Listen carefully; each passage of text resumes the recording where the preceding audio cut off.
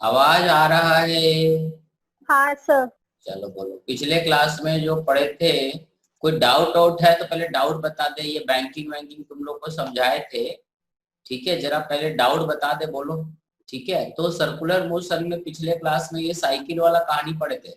ये साइकिल वाला, cycle maximum कितना तेज चलाता है और कितना एंगल बेंड करता है अगर वो वी नॉट स्पीड से चल रहा है। ये समझ में आ गया था या नहीं आया था? बोलो कहा।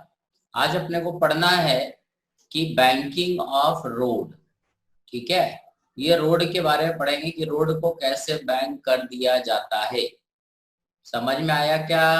अरे सही। हाँ सर। साइकिल वाला तो देखे कि साइकिल वाला तो फुल सीधा रोड पे हाँ। ऐसे बेंड हो जाता है, बट कार जब हाईवे पे क्या होता है, कार चलता है काफी स्पीड होता है, ठीक है? तो ये हाईवे पे जब कार चलता है तो कार वाले के लिए इस रोड को थोड़ा सा टेढ़ा कर देते हैं, ठीक है? तो टेढ़ा करने से क्या होता है, रोड को तिरछा कर देने से क्या होता है, ठीक है? एक तुम्हारे सामने फोटो बनाए देखो। ये एक कार है जो ऐसा तिरछा रोड पे चल रहा है, ठीक है? इस कार का वेट डब्ल्यू नीचे लग रहा है। एक नॉर्मल रिएक्शन इसके इंक्लाइन के परपेंडिकुलर एक्ट कर रहा है, दिख रहा है तुम्हें? अरे सही। ये यस सर। ट्रैक पे कार चल रहा है तो इस ट्रैक को थोड़ा सा ऐसे बेंड करना पड़ता है, थोड़ा सा ऐसे तिरछे करना पड़ता है ताकि कार का नॉर्मल रिएक्शन, ठीक है, फोर्स सेंटर की तरफ लगे। ठीक है, इसी के बारे में आज बात करेंगे, ठीक है? सो ये हमारा हो गया। तो ये कार वाले के लिए, क्योंकि कार वाला खुद को तो बेंड कर नहीं सकता, तो उसके लिए क्या करते हैं, रोड डिजाइन कर दिया जाता है। तो देखो क्या होता है बैंकिंग ऑफ रोड। साइकिल वाला में तो कोई डाउट नहीं है, साइकिल वाले में कोई डाउट है? तो रोड जब हाईवे तुम गए हो तो हाईवे जब बनता है, ठीक है, तो तुम्हें पता होगा कि कभी गाँव में हाईवे, हाईवे तो वैसे शहर में तो होता नहीं है, गाँव के एरिया में ही बनता है ना, आउटर में बनता है, ठीक है? तो जब हाईवे डिजाइन होता है तो क्या क्या प्रोसेस रहता है पता है तुम्हें? ठीक है, जब हाईवे डिजाइन होता है तो उसके लिए सबसे पहले जमीन लिया जाता है, सरकार जमीन खरीदती ठीक है ना? और सरकार जब जमीन लेती है तो उसको जमीन मिल गया और पता चला कि जमीन जो मिला वहां पर एक रेडियस आर का रोड बनाना, टर्न लेना, जिसका रेडियस क्या होगा, आर, ठीक है? तो यहाँ पर एक अंदाजा लगाया जाता है कि गाड़ी किस स्पीड से चलेगा। मान लो लोगों ने अंदाजा लगाया कि गाड़ी का स्पीड कितना रहेगा, वी नॉट, ठीक है?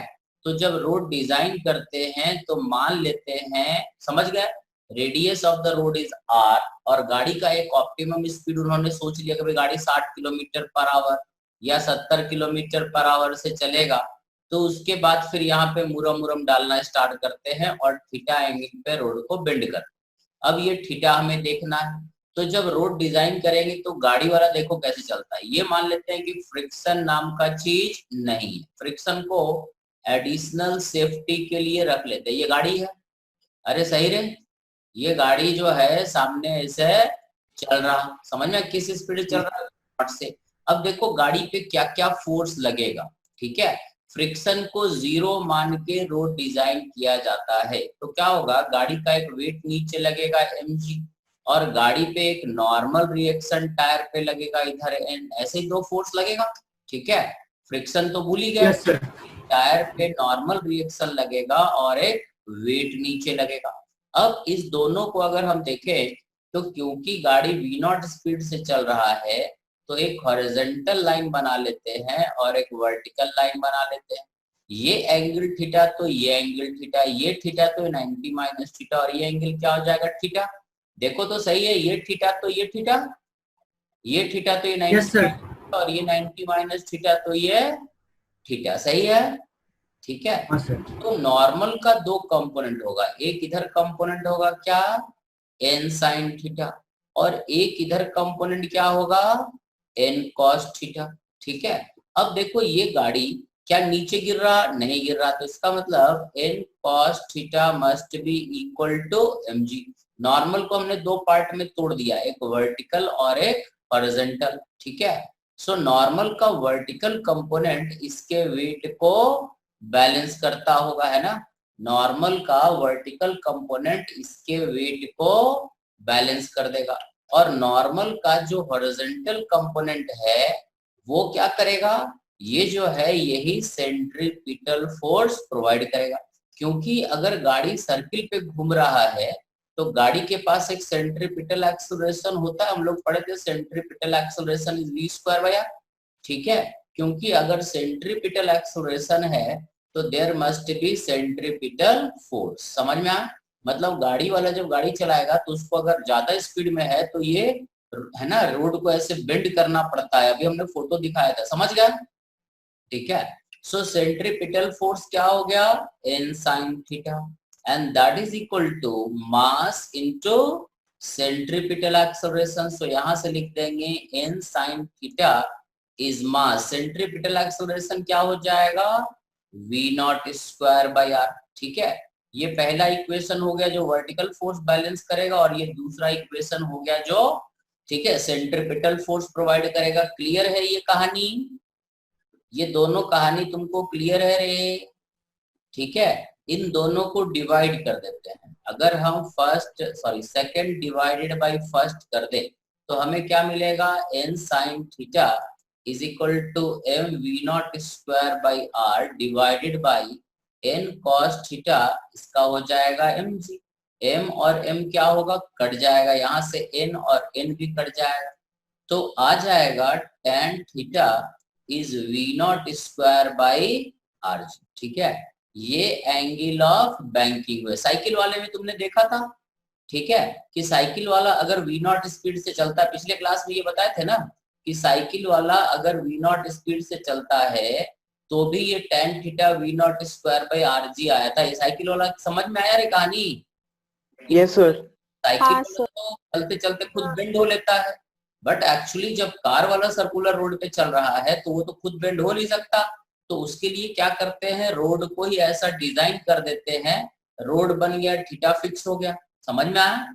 तो ये हमारा एंगल ऑफ बैंकिंग हो गया, this theta is the angle of banking. अब जब रोड बन गया तो तुम देखोगे जब भी टर्न आने वाला होता है तो रोड डिजाइन हो गया। अब यहाँ पर एक बोर्ड लगा देते हैं, लिख देते हैं मैक्सिमम स्पीड कितना, v नॉट लिखा रहता है। तुम रोड पे जाओगे तो हर जगह लिखा रहेगा maximum speed 40 kilometre per hour या 60 किलोमीटर पर आवर, है ना। तो ये एक्चुअली यहाँ बोर्ड लगा दिए, समझ में आया क्या। ये बोर्ड क्या बताता है कि भाई ये जो रोड डिजाइन हुआ है ये गाड़ी के इस पर्टिकुलर स्पीड के लिए डिजाइन हुआ है, समझ में आया। डिजाइन करते समय फ्रिक्शन को क्या होता है भूल जाते हैं, मान लेते हैं कि रोड फ्रिक्शनलेस बनेगा, समझ में आया। सिर्फ नॉर्मल जो है वही सेंट्रीपिटल फोर्स और वेट को बैलेंस कर रहा है। नॉर्मल रिएक्शन वेट को भी बैलेंस करता है टेढ़ा होके, और नॉर्मल रिएक्शन सेंट्रीपिटल फोर्स भी प्रोवाइड करता है। मेरे ख्याल से ये एंगल ऑफ बैंकिंग समझ में आ गया। रोड को इतना एंगल टिल्ट कर दिया जाता है, मोड़ दिया जाता है, समझ में आया, ताकि गाड़ी बिना फ्रिक्शन बिना स्लाइड किए निकल जाए, समझ गए। Yes sir. अब देखो रोड पे जब गाड़ी वाला चलता है तो ये बोर्ड तो लगा हुआ, भाई बोर्ड दिखा रहा है कितने स्पीड के लिए अलाउड, बट गाड़ी वाला क्या करता है, कभी स्पीड कम करता है क्या, टर्निंग हो चाहे कुछ भी हो उसी स्पीड से निकाल लेता है, ठीक है।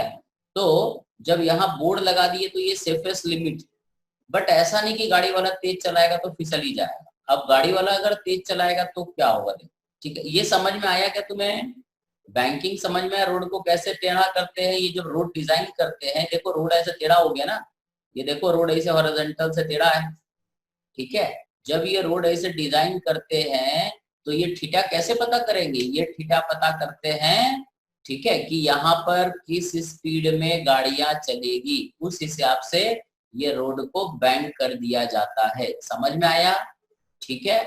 ये हाईवे वगैरह पे रहता है, लोकल सिंपल रोड पे नहीं रहता, जहाँ पे काफी स्पीड होता है वहां पे ये रोड को ऐसा डिजाइन करना पड़ता है, ठीक है। जो शहर में रोड होता है तो बाइक वाला और साइकिल वाला अपना एडजस्ट करके निकल ही जाता है, कार वाला का स्पीड बहुत कम होता है शहर में, है ना, लेकिन हाईवे पे कार वाले का स्पीड बहुत ज्यादा होता है। ये क्लियर है तुम्हें, ठीक है। अब देखो क्या होगा, जैसे रोड हमने डिजाइन कर दिया, रेडियस रोड का बन गया r, ठीक है, रोड का रेडियस क्या हो गया r, ठीक है। स्पीड हमने डिजाइन कर दिया, tan थीटा हमारा हो गया कितना v naught square by R G. अब क्या होता है कि जब रोड पे आदमी जा रहा है इस बैंक रोड पे, जिसका एंगल ऑफ इंक्लिनेशन थीटा है, अब कोई जरूरी नहीं है कि कार वाला जो है फिक्स स्पीड पे ही चले। अब कार वाला मान लो, ये जो कार वाला है ये ज्यादा स्पीड से गाड़ी चला रहा, ठीक है, ये गाड़ी ऐसे सामने चल रहा है, ठीक है। अब जब गाड़ी ज्यादा तेज चलेगा तो क्या करेगा, गाड़ी फिसलने का कोशिश करेगा, क्योंकि अब ये डिजाइन जिस स्पीड के लिए है, क्योंकि थीटा तो फिक्स हो गया। जब एक बार रोड बन गया तो एक बार बन गया, तो अब अगले 10-20 साल तक तो कुछ होना नहीं इसको, ठीक है। अब गाड़ी वाला मैक्सिमम स्पीड से चल रहा, तो क्वेश्चन ये है कि अगर गाड़ी और टायर के बीच कोफिशिएंट ऑफ फ्रिक्शन म्यू है, तो ये गाड़ी वाला मैक्सिमम कितना स्पीड गेन कर सकता है इस रोड पे। अब देखो, गाड़ी वाला जब ज्यादा तेज चलेगा तब क्या, ठीक है, अगर ये गाड़ी वाला इस रोड पे ज्यादा तेज गाड़ी चलाता है तब क्या होगा। ये गाड़ी वाला अगर मान लो, हम इसका जरा फ्री बॉडी डायग्राम बना लें, जब गाड़ी वाला तेज चलाएगा तो क्या क्या फोर्स लगेगा ये देखो। एक तो गाड़ी का वेट वर्टिकली डाउनवर्ड ऐसे लगना ही लगना, mg। एक टायर पे नॉर्मल रिएक्शन ये लगना ही लगना, ये नॉर्मल रिएक्शन, ये दोनों टायर का नॉर्मल रिएक्शन जोड़ के। अब जब गाड़ी ज्यादा तेज चलाएगा तो ये गाड़ी इधर स्किड करना चाहेगा, तो फ्रिक्शन किधर लगेगा, अंदर की तरफ। ये गाड़ी किधर भी स्किड करेगा, ज्यादा तेज चलेगा तो गाड़ी किधर जाना चाहेगा, बाहर, ठीक है।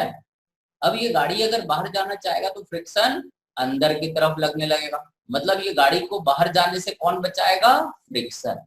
फ्रिक्शन को एडिशनल सेफ्टी के लिए रख लेते हैं, क्योंकि सभी लोग लॉ को, नियम को माने ये जरूरी नहीं है। सभी लोग इस रोड पे ऐसा नहीं कि V0 से ही गाड़ी चलाएंगे, ये जरूरी नहीं, समझ में आया। मैक्सिमम लोग तो इस स्पीड को कोई देखता भी नहीं, समझ गए। अब हम यहाँ पे फिर से एक हॉरिजॉन्टल और वर्टिकल लाइन बना लेते हैं और देखते हैं क्या क्या होता है। अब देखो कि ये जो हमारा स्पीड है, ये हमारा एंगल थीटा है, ये तो फिक्स है, ये थीटा तो ये भी थीटा और ये भी थीटा, ठीक है। अब हम फोर्स का कंपोनेंट ले लेते हैं। कंपोनेंट क्या क्या लें, देखो फ्रिक्शन का एक कंपोनेंट हो जाएगा F cos थीटा, और नॉर्मल का एक कंपोनेंट इधर हो जाएगा क्या, n sin थीटा। देखो नॉर्मल को horizontal component n sin theta होगा ना, और वर्टिकल कंपोनेंट नॉर्मल का क्या हो जाएगा, n cos थीटा, और फ्रिक्शन का वर्टिकल कंपोनेंट क्या हो जाएगा, F sin थीटा। सही है, अरे सही है, हमने नॉर्मल को और है ना फ्रिक्शन को हॉरिजॉन्टल और वर्टिकल में तोड़ दिया, सही है। अब देखो कि टोटल अगर देखे तो वर्टिकली ये बैलेंस है, मतलब n cos theta must be equal to mg, पहला इक्वेशन, ठीक है। वर्टिकल फोर्स तो इस गाड़ी पे बैलेंस है क्योंकि गाड़ी हॉरिजॉन्टली चल रहा, ठीक है। और सेंट्रीपिटल एक्सेलरेशन गाड़ी का क्या हो जाएगा, vmax स्क्वायर बाई r, ठीक है ना, यही होता है ना, सेंट्रीपिटल एक्सेलरेशन तो इस पे लग ही रहा होगा। अब सेंटर की तरफ कौन कौन फोर्स लग रहा है, दो फोर्स लग रहा है, सो सेंट्रीपिटल फोर्स हो जाएगा, पहले तो सिर्फ n sin थीटा ही लगता था, बट गाड़ी जब ज्यादा तेज चलाने लगेगा तो सेंट्रीपिटल फोर्स लगेगा F cos theta plus n sin theta, and this is equal to mass into centripetal acceleration. समझ गए, सही है। और यहाँ से समझ गए रे, ठीक है।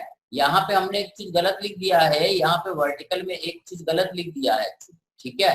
गलत ये लिख दिया है कि एक कंपोनेंट ये भी है, मतलब n cos theta must be equal to mg, और प्लस फ्रिक्शन का भी तो कंपोनेंट लगेगा, तो ये होगा F sin theta. This is our first equation.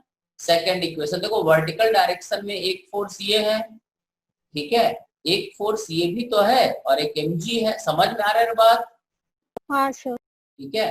तो वर्टिकल फोर्स 3 है, 1 2 और ये 3, तो n cos थीटा ऊपर की तरफ और ये दोनों नीचे की तरफ बराबर रहेगा, क्योंकि ये ना ही नीचे जा रहा और ना ही ऊपर जा रहा है, ठीक है। और सेंटर की तरफ जो फोर्स लग रहा है वो एक ये है, ये दोनों को बराबर कर दिए, सही। अब हमें पता है कि फ्रिक्शन का मैक्सिमम वैल्यू कितना हो सकता है, म्यू टाइम्स n। ये हम लोग जानते हैं कि फ्रिक्शन ज्यादा से ज्यादा कितना हो सकता है, म्यू टाइम्स n, ठीक है। तो फ्रिक्शन का वैल्यू हम क्या करते हैं, पहला इक्वेशन को रीअरेंज करते हैं। पहला इक्वेशन तुम देखते रहना, इसको हम रीअरेंज करते हैं। पहला इक्वेशन को हम लिख देते हैं, ठीक है, n cos theta minus f, f मतलब mu n sin theta is equal to mg। देखो तो पहला इक्वेशन तुम्हें ठीक दिखता है, f का वैल्यू रिप्लेस किया और इस टर्म को उठा के इधर कर दिए, सही है? हाँ सर। ठीक है, वेरी गुड। यहाँ से हमें n का वैल्यू मिल जाएगा और n हमारा हो जाएगा, पहला क्वेश्चन ये होगा नॉर्मल रिएक्शन क्या लगेगा, तो नॉर्मल रिएक्शन हो जाएगा this minus mu sine theta. This is the normal reaction between the ground and the, ठीक है, समझ गए? ग्राउंड और टायर के बीच जो नॉर्मल रिएक्शन होगा इतना। और अगर मान लो फ्रिक्शनलेस बोला तो यहाँ पे म्यू क्या कर देना, 0। अगर फ्रिक्शनलेस सरफेस है तो म्यू क्या कर दोगे, 0, तो n बराबर हो जाएगा mg बाई कॉस थीटा। अब इस n का वैल्यू हम सेकंड वाले में पुट करेंगे। अब देखो सेकंड वाला जो हमारा एक्सप्रेशन है f मतलब म्यू n, तो ये हो जाएगा mu n cos theta plus n sine theta is equal to V max square by are M, V max square by R. सही है रे? ठीक है, फ्रिक्शन का वैल्यू हमने म्यू एन रख दिया और यहां से लिखेंगे n into mu cos theta plus sine theta, ठीक है, n कॉमन लिए, is equal to M V max square by R. सही है?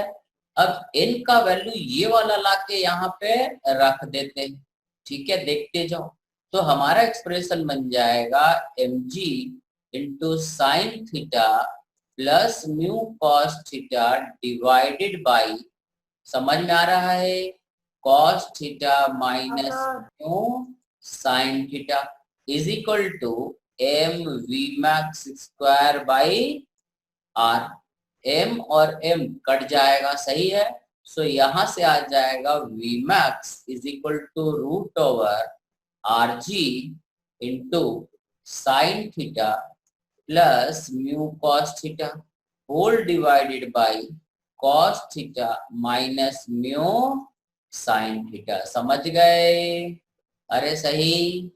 मैक्सिमम स्पीड इस गाड़ी वाले का ये हो सकता है अगर रोड का डिजाइन बना हुआ है, मतलब थीटा फिक्स है। भाई रोड एक बार बन गया तो थीटा फिक्स, ठीक है, रेडियस भी फिक्स, जी भी फिक्स, और म्यू का वैल्यू टायर और ग्राउंड के बीच म्यू का वैल्यू अगर पता है तो हम बता सकते हैं कि गाड़ी मैक्सिमम इस रोड पे जो बैंक किया गया है इस स्पीड से चल सकता है। क्लियर हुआ क्या? Yes sir. ठीक है, तो ये हो गया maximum speed gain by the car. Clear है? ठीक है, मतलब इस बैंक रोड पे ज्यादा से ज्यादा, ये समझ में आया? किसी स्टेप में डाउट है तो बता दो, किसी स्टेप में तुम्हें डाउट है तो बता दो। मैक्सिमम स्पीड बता दिए, अब इसमें एक मिनिमम का कहानी भी आता है, ठीक है, समझ गए? मिनिमम भी बता देते हैं, बता दें? अरे बता दे रे। हाँ सर। देखो बहुत तेज बारिश हो रहा है, तुम लोग को इधर भी हो रहा है क्या? हाँ सर। हाँ सर। अब देखो लाइट वाइट ना कट, लाइट मतलब कट जाए तो लाइट तो कटेगा, तो कट चुका है, नेट ना कट जाए, अभी तक तो चल रहा है। हम थोड़ा वाईफाई भी ऑन कर लें, हॉटस्पॉट भी ऑन कर देते हैं इसका। देखो तो समझ में आ गया तुम लोग को? किसी स्टेप में डाउट है तो बता दो। हेलो, हाँ चलो। तो एक तो मैक्सिमम स्पीड हो गया, दूसरा मिनिमम, कम से कम किस स्पीड से चलाएगा, क्योंकि हाईवे जब बनता है तो तुम उसमें देखोगे कि बस ले बाई लिखा रहता है ना? हाँ सर।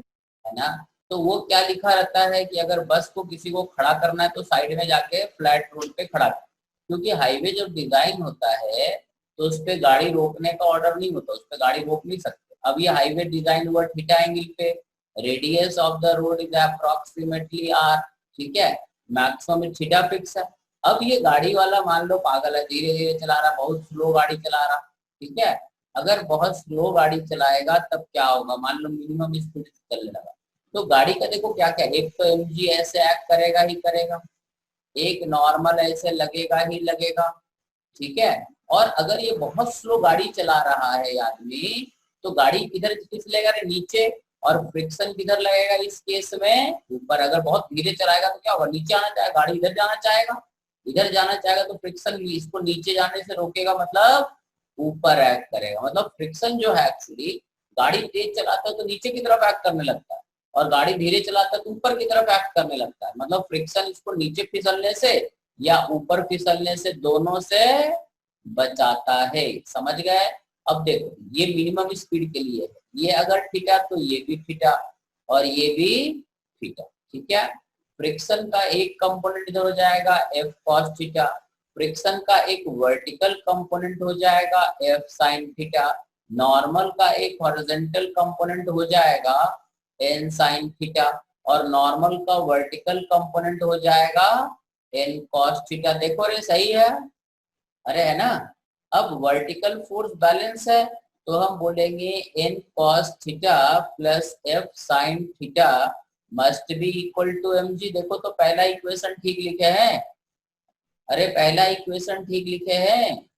ये वाला वेट नीचे जो लग रहा है एम जी और ये जो ऊपर लग रहा है एफ साइन थीटा और ये एफ एन कॉस थीटा, ये वाला ऊपर का फोर्स और नीचे का फोर्स बैलेंस रहेगा क्योंकि ये गाड़ी नीचे तो गिर नहीं रहा है। अब दूसरा देखो centripetal force towards the centre, क्या फोर्स लग रहा है N sine theta towards the centre लग रहा है और ये किधर लग रहा है बाहर की तरफ, तो इसको माइनस करेंगे एफ कॉस थीटा। ये टोटल सेंट्रीपिटल फोर्स हो गया is mass into centripetal acceleration, क्योंकि यहाँ पर सेंट्रीपिटल एक्सेलरेशन मिनिमम होगा v स्क्वायर बाई आर। जिस स्पीड से गाड़ी चल रहा है स्पीड से कितने चल रहा है v, सही है ये दूसरा इक्वेशन देखो। और फ्रिक्शन का जो वैल्यू होगा म्यू टाइम्स नॉर्मल रिएक्शन। देखो तो ये समझ में आया क्या? हाँ सर। क्या है? अब पहला इक्वेशन को रीअरेंज करते हैं from first equation. First equation से हम बोलेंगे एन कॉस थीटा और फ्रिक्शन का वैल्यू हो जाएगा कितना mu N sine theta is equal to M G और यहाँ से निकल के आएगा एन बराबर M G by cos theta plus mu sine theta. ये हमारा हो गया क्या नॉर्मल रिएक्शन। इस नॉर्मल रिएक्शन का वैल्यू अगर हम इस सेकंड इक्वेशन को देखें तो सेकंड इक्वेशन को लिखेंगे N sine theta minus F, F मतलब mu N cos theta is M we minimum square by are. ठीक है, तो यहाँ से आ जाएगा N N into sine theta minus mu cos theta बराबर M we minimum square by are.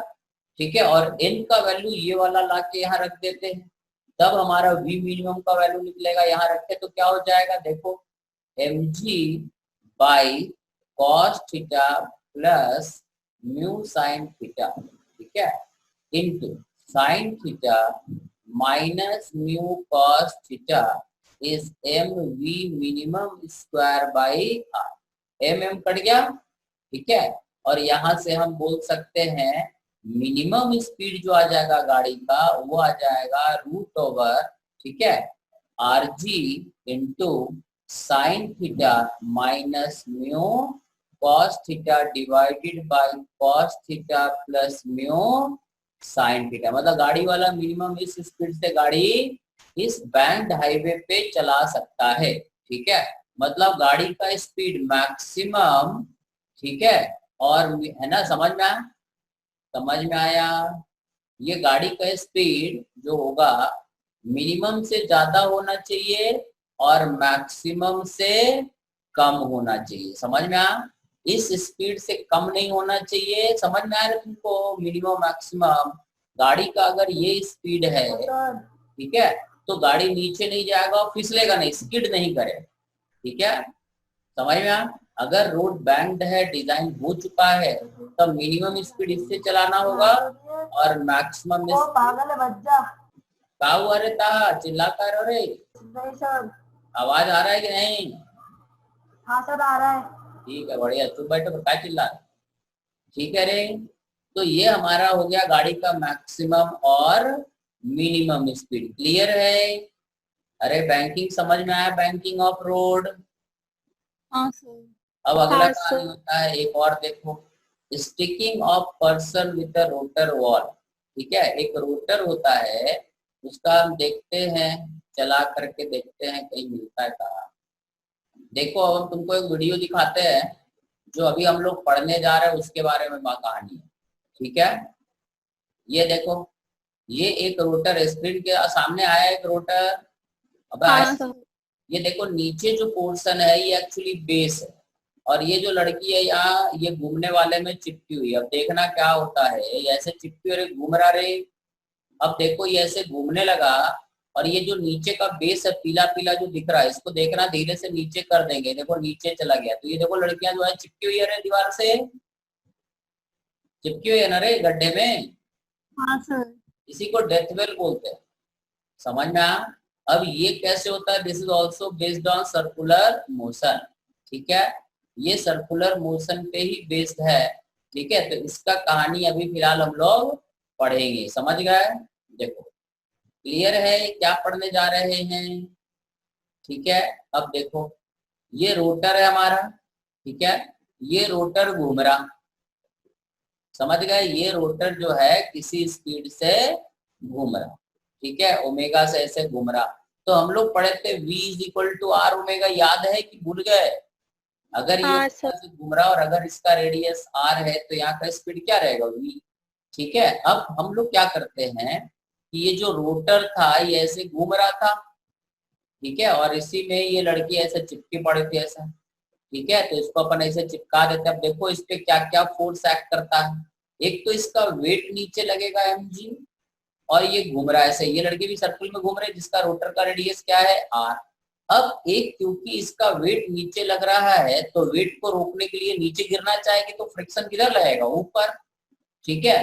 तो एक तो इक्वेशन बनेगा कि फ्रिक्शन इसके वेट को बैलेंस करे, क्योंकि जमीन तो है नहीं नीचे, पैर के नीचे जमीन हटा दिया था, है ना, पैर के नीचे का बेस हटा दिया था ना फिगर में, अभी हमने जो वीडियो दिखाया उसमें बेस ये नीचे से हटा ही दिए थे। तो सिर्फ वेट को कौन बैलेंस कर रहा है, फ्रिक्शन।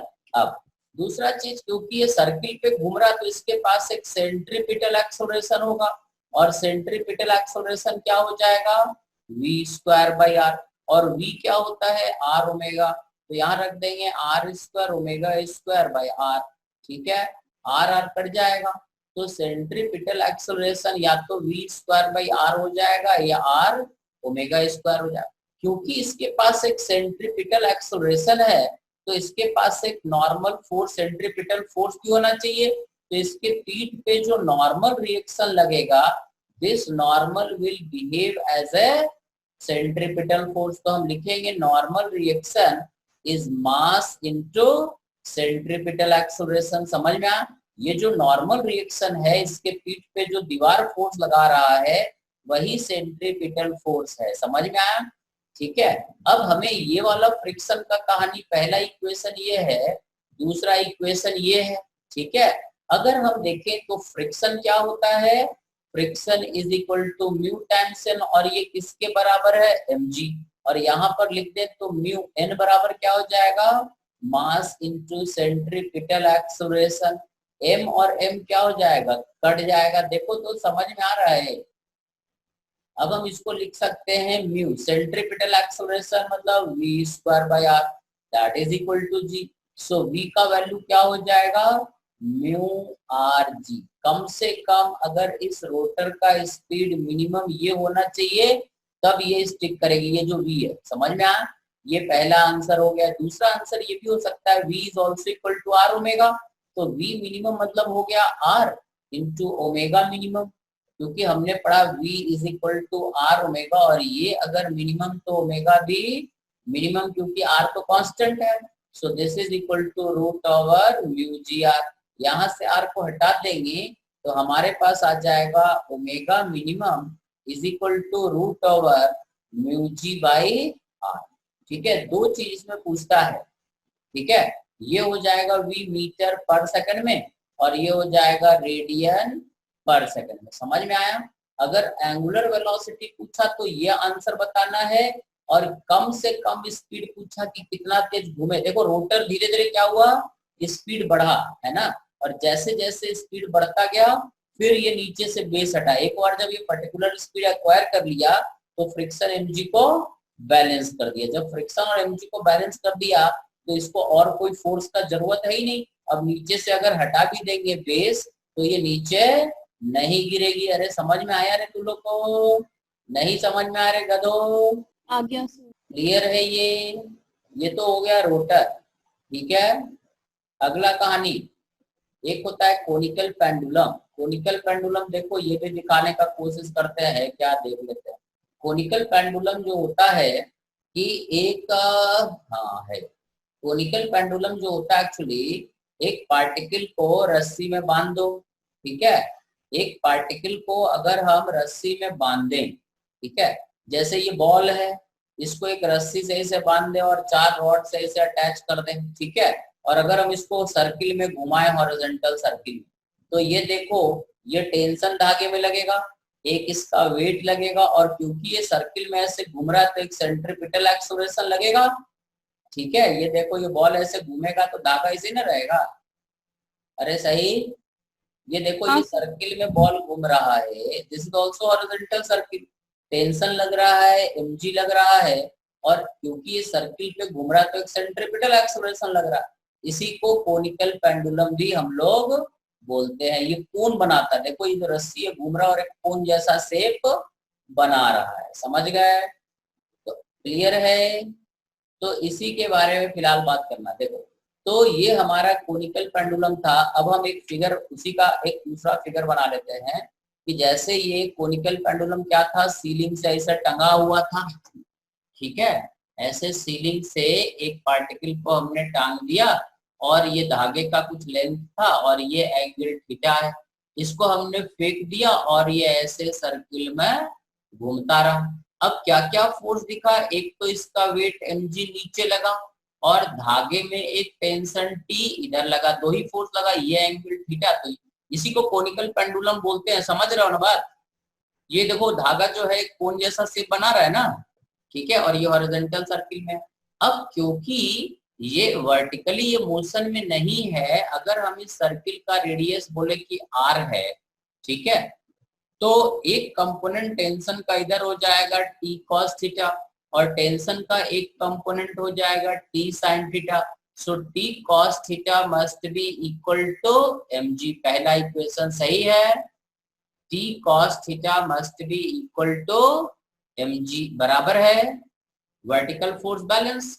और दूसरा क्योंकि इसके पास एक सेंट्रीपिटल फोर्स चाहिए, तो t sin थीटा जो होगा, टेंशन का एक कंपोनेंट तो वेट को बैलेंस करेगा और टेंशन का दूसरा कंपोनेंट इसको सेंट्रीपिटल फोर्स प्रोवाइड करेगा। So this is equal to mass v square by r। This is second equation. समझ में आया क्या?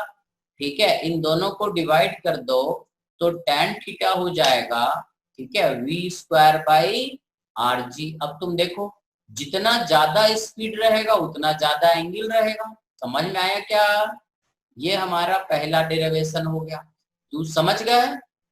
Yes sir.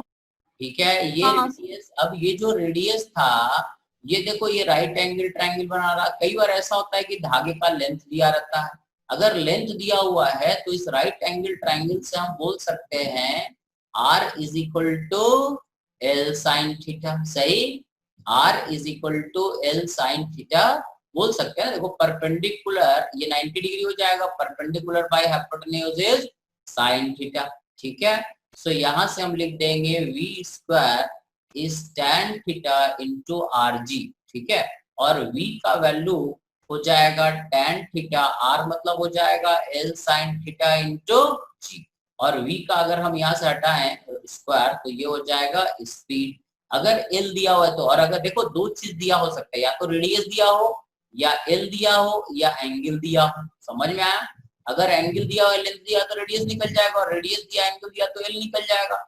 तो या तो आंसर r के टर्म्स में होता है या l के टर्म्स में होता है। सो अगर ये पेंडुलम इस स्पीड से घूम रहा है, इस स्पीड से अगर ये चल रहा है तो ये इतना एंगल वर्टिकल से बनाएगा। समझ में आया वर्टिकल पेंडुलम? अरे सही रे, अरे कोनिकल पेंडुलम समझ में आ गया क्या? Yes sir. तो ये कहानी क्या बस इतना ही है रे, थ्योरी तो इतना ही है। कोनिकल पेंडुलम समझा दिए, ये रोटर समझा दिए, sticking of a person with the rotor wall, ठीक है, ये सर्कुलर मोशन का लॉजिक सब खत्म। अब तुम्हें क्या करना है, एससी वर्मा में फ्रिक्शन के का अगला चैप्टर, फ्रिक्शन के बाद का चैप्टर देखे हो, सर्कुलर मोशन है। फ्रिक्शन देखो, सर्कुलर मोशन नहीं है, फ्रिक्शन के बाद वाले चैप्टर में सर्कुलर मोशन है। तो वो चैप्टर करना है, मतलब हम लोग फ्रिक्शन के आगे बढ़ चुके हैं। ठीक है, फ्रिक्शन के बाद, फ्रिक्शन तो खत्म हो गया था पहले ही, लॉज ऑफ मोशन पढ़ लिए, फ्रिक्शन पढ़ लिए, और एससी वर्मा में ये तो अलग अलग चैप्टर है ही, एक चैप्टर और एक सर्कुलर मोशन, ये भी हम लोग पढ़ लिए। समझ में आया? एससीवी का सर्कुलर मोशन का चैप्टर खत्म हो गया है। अब इसका क्वेश्चन तुम्हें करना है, एक चैप्टर और पढ़ लिया एससी वर्मा के हिसाब से, ऐसे हम तो इसको इसी चैप्टर में काउंट करते हैं। समझ गए? अब तुम लोग ये बताओ, थोड़ा सा टाइम कम है, ठीक है, लॉग इन करना पड़ेगा, तो एक बार लॉग इन कर लो, फिर अपन डाउट और डिस्कस करें, पूछना है तो एक क्वेश्चन करो, हम क्वेश्चन देते हैं। ठीक है, क्वेश्चन थोड़ा करा दे। क्वेश्चन पढ़ो, ये सर्कुलर मोशन का है, ये क्वेश्चन पढ़ो, इसको सॉल्व करो और आंसर बताओ। Tell me the answer. ये क्वेश्चन है तुम्हारे सामने, समझ गए? सॉल्व करो। सर्कुलर मोशन का क्वेश्चन है, अपने पास टाइम है तो क्वेश्चन कर लेते हैं। चलो हम बताएं। सर बता रहे हैं, बस 2 सेकंड, कैलकुलेशन पार्ट वाला। सर पहले का आंसर आ गया बोलो। Sir, 275.4 Newton. Friction force is 275.4 Newton, ये ऐसा बोला, और सही बोला रे, 275.4 बोला रे, सही है रे एकदम। और दूसरा वाला सर अंडर रूट ऑफ 275 का होल स्क्वायर प्लस 833 का होल स्क्वायर। देखो साइकिल वाला है, सर्कुलर 877 क्या होगा ऐसे चल रहा। तो तुम्हें पता है एक नॉर्मल रिएक्शन लगाएगा जमीन, that is equal to mg, और फ्रिक्शन किधर लगता है साइकिल वाले पे, अंदर की तरफ, और फ्रिक्शन फोर्स क्या होगा, मास इनटू सेंट्रीपिटल एक्सेलरेशन। ठीक है, फ्रिक्शन फोर्स इतना रहेगा, और फ्रिक्शन फोर्स हमारा अगर देखें तो मास साइकिल वाले का 85 और v कितना है 9 इंटू 9, और रेडियस कितना है 25, उसको सॉल्व कर लेना, इतना जाएगा। अब देखो ये साइकिल पे जो जमीन लगा रहे, फ्रिक्शन फोर्स और नॉर्मल दोनों लगा रहे, और अगर तुमसे पूछा गया the net force on the bicycle by the road, तो नेट फोर्स क्या होगा, फ्रिक्शन भी रोड ही लगा रहा है और नॉर्मल भी यही लगा रहा है, तो रिजल्टेंट फोर्स हमारा होगा, ठीक है, the resultant force is equal to root over normal square plus friction square. Normal मतलब mg 8500 है ना, तो ये जो टोटल रिएक्शन फोर्स आ रहा है 877 न्यूटन के करीब आएगा।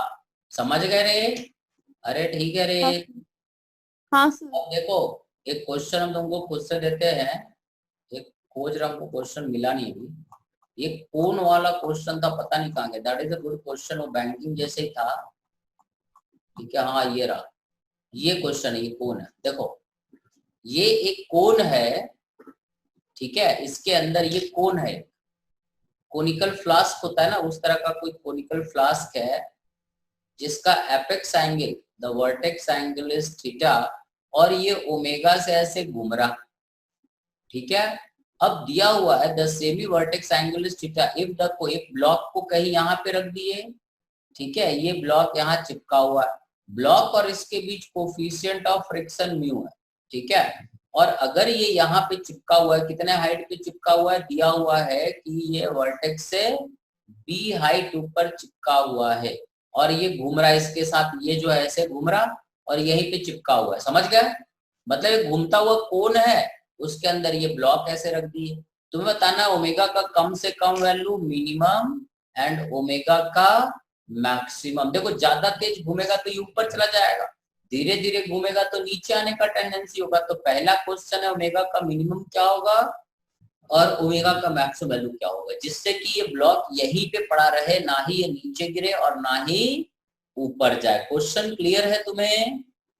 पहले मिनिमम का वैल्यू बता दो, ये वैसे ही है जैसे बैंकिंग ऑफ रोड हम लोग पढ़े थे। ठीक है, कुछ ऐसा भारी नहीं है कि तुम नहीं कर सकते। Sir under root G cos theta bracket में 1 minus mu tan theta upon B tan theta, G cos theta bracket में 1 minus mu tan theta divided by B tan theta bracket में यू को ब्रैकेट में mu cos theta bracket close. यही है ना? Yes sir, मेरा भी यही है। हाँ सर, मेरा भी यही है। एक लपड़ मार गदा। This is omega minimum. ठीक है, ये ओमेगा मिनिमम का वैल्यू है, चेक करो तुम्हारा जो आंसर आया क्या यही है या अलग है। कैसे? ये डिनोमिनेटर में म्यू प्लस टैन थीटा है, यहाँ कहाँ म्यू प्लस tan थीटा है, जरा बताओ ये कैसे सेम तुम बोल रहे हो कि ये चीज और ये चीज सेम कैसे है? तुमको हम अंगूठा छाप नजर आते हैं? ये वाला आंसर और ये वाला आंसर सेम है? गलत है रे। देखो हम बताते, सुनो क्या करेंगे। एकदम आसान लॉजिक है, कुछ बहुत भारी नहीं है। थोड़ा सा सोचना था लेकिन हुआ नहीं तू लोग से। सुनो अब क्या करो, ठीक है, कि अगर ये कोण ऐसे घूम रहा है, ठीक है, अगर ये कोण ऐसा घूम रहा है तो क्या क्या फोर्स लगेगा ये देखो। मिनिमम के लिए बात करते हैं। मिनिमम के लिए अगर हम इसको ऐसा बना लें, हम एक ही तरफ बना रहे हैं, ठीक है, ये कोण का ये वाला स्लैंट सरफेस है, ये ऐसा पड़ा हुआ ब्लॉक, ठीक है, इस ब्लॉक का वेट किधर लगता होगा? नीचे। ये एंगल कितना है? थीटा। इसका वेट इधर नॉर्मल किधर लगेगा? ऐसा। और इसका रेडियस, ये हमारा सर्किल पे जो घूमेगा इसका रेडियस r, और है ना v क्या हो जाएगा? v is equal to r into omega. और ये डिस्टेंस अगर b है तो हम बोल सकते हैं r is equal to b into tan theta. इसको बाद में यूज करेंगे, v is equal to r omega, या v is equal to r मतलब b tan theta into omega. सही है ये? ठीक है। अब एक तो ये नीचे आना, मिनिमम से चल रहा तो फ्रिक्शन किधर लगेगा? ऊपर। ये ब्लॉक नीचे जाना चाहेगा, कम से कम स्पीड से घूमेगा। तो अब हम फोर्स बैलेंस कर देते हैं। फोर्स बैलेंस करने के लिए एक हॉरिजॉन्टल लाइन हम बना रहे हैं और एक वर्टिकल लाइन बना रहे हैं, ठीक है। ये एंगल थीटा, ठीक है, तो ये एंगल थीटा, ये एंगल थीटा, ये एंगल 90 माइनस थीटा और ये थीटा। सही है। वर्टिकल फोर्स लिख देते हैं, हम डायरेक्ट लिखते हैं n sin theta plus f cos theta बराबर mg। इसका वर्टिकल कंपोनेंट और इसका वर्टिकल कंपोनेंट mg को बैलेंस करेगा। दूसरा इक्वेशन हो जाएगा n cos theta minus f sin theta is mv square by r, ठीक है, mv स्क्वायर बाई r। सही है, ठीक है। इन दोनों को डिवाइड कर देते हैं। डिवाइड करेंगे तो क्या हो जाएगा? n sin theta plus f cos theta is mg, ठीक है, divided by n cos theta minus f sin theta is equal to mv square by r। यहाँ तक सब सही सलामत है, ठीक है। फ्रिक्शन का वैल्यू होता है म्यू टाइम्स n, यहाँ रख देते हैं तो ये है ना, फ्रिक्शन का वैल्यू यहाँ म्यू n रख देते हैं, यहाँ पर भी म्यू n रख देते हैं। n n n numerator denominator का कट जाएगा, हमारे पास m और m भी कट जाएगा। यहाँ से हो जाएगा v square is g r into cos theta minus mu sine theta whole divided by sine theta plus mu cos theta, ठीक है। और v क्या होता है? v is equal to b tan theta into omega. सही है, ये v का वैल्यू हमें पता है, v is equal to b tan theta into omega, ये स्क्वायर है ना, is equal to g r. R का मतलब क्या हो गया रे? आर is equal to b tan theta. सही है, r is equal to b tan theta ना, यहाँ लिखे थे, ये वाला दिखा, इंटू ये हो जाएगा cos theta minus mu sine theta whole divided by sine theta minus plus है यहाँ cos थीटा। ये देखो b tan थीटा और ये एक b tan थीटा कट जाएगा, सो ओमेगा का वैल्यू हो जाएगा root over g by b tan theta into cos theta minus mu sine theta by sine theta minus plus mu cos theta. अब इसको कुछ नहीं करो, न्यूमरेटर और डिनोमिनेटर को इधर साइन साइन से डिवाइड कर, साइन थीटा और इसको भी साइन थीटा से डिवाइड कर दो, ठीक है। तो ये हो जाएगा root over g by b tan theta into cos by sine, क्या हो, कॉस से डिवाइड कर देते तो 1 हो जाएगा, minus mu sine theta by cos theta is tan theta, ठीक है, whole divided by sine by cos क्या हो जाएगा? tan theta plus mu cos by cos 1। समझ में आया ये आंसर? ये ओमेगा का मिनिमम वैल्यू हुआ। अरे सही है रे, बोलते का नहीं हो रहे। Yes sir. तो ये आंसर यहाँ पर जो दिया हुआ है यही है, ये वैल्यू देखना और ये वैल्यू देखना, यही है mu plus tan theta 1 minus mu tan theta, 1 minus mu tan theta mu plus tan theta, g by b tan theta, this is g by b tan theta. समझ में आया क्या? बको हाँ सर। अब जब मैक्सिमम निकालना होगा तो मैक्सिमम का वैल्यू ये है, और मैक्सिमम में इसमें कुछ नहीं करना है। जब ज्यादा तेजी से घूमेगा तो फ्रिक्शन नीचे की तरफ लगने लगेगा, और सॉल्व कर लेना। समझ में आया? इसका आंसर लिख लो, ओमेगा मिनिमम और ओमेगा मैक्सिमम। क्वेश्चन तो समझ गए हो ना? बस यहाँ पे माइनस के जगह पे प्लस है और यहाँ प्लस के जगह पे माइनस है। क्लियर है? हाँ सर। ठीक है, तो ये तो हो गया सर्कुलर मोशन। अब इसका क्वेश्चन तुम्हें करना है एससी वर्मा खत्म, कंप्लीट करना है। एससी वर्मा का अगला चैप्टर, फ्रिक्शन का अगला चैप्टर, ठीक है। फ्रॉम परसों विल स्टार्ट। अब इसका टेस्ट का तैयारी कर लो, लॉज ऑफ मोशन का टेस्ट जल्दी ले लेंगे हम। टेस्ट हम बना दिए आज जाके, ठीक है। तो टेस्ट 2-4 दिन के अंदर टेस्ट, मतलब नेक्स्ट क्लास डाउट क्लास, और उसके बाद फिर डाउट मतलब थोड़ा डाउट लेंगे, थोड़ा पढ़ाएंगे, क्योंकि डाउट तो तुम लोग का रहता नहीं है ज्यादा। चलो, तो आज के लिए इतना ही रहेगा, अब अगले दिन पढ़ते हैं, ठीक है, परसों पढ़ते हैं।